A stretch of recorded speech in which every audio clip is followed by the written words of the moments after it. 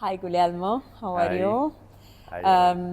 I'm curious to ask you something. After many years as architect, interior architects in this field, how do you see the change of the trends into colors or trends of the materials in your job?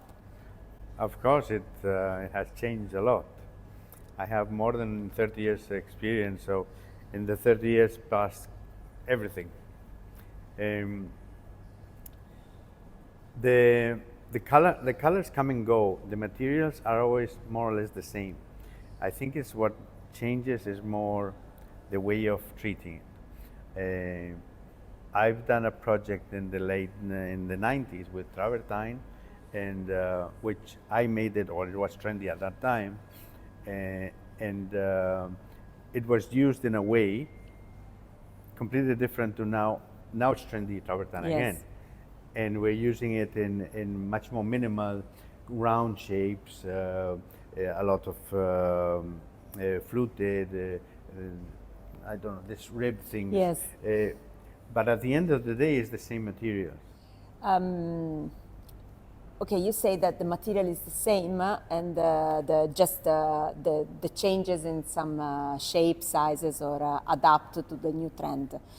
But it's not really the same. There is a new technology in production of the material. So, where do you find advantages of the new technologies or disadvantages for some reason? Well, obviously technology has changed or made evolution of all these materials in a very significant way. Uh, Now we can use, and obviously I love my natural materials. Obviously I love a marble. Yes. But we can't use a marble everywhere. Uh, with technology, we can have tiles in different thicknesses, different formats. Like we use that same material in a very different way, in much more sustainable way. So this is the main difference. I think the technology offers a significant ways of using same materials or new materials. Do you prefer to work alone, or do you have a team that supports you in the choosing of the design for the client for their projects? No, I don't like to work alone. And in early days, I was more into me and myself and everybody around.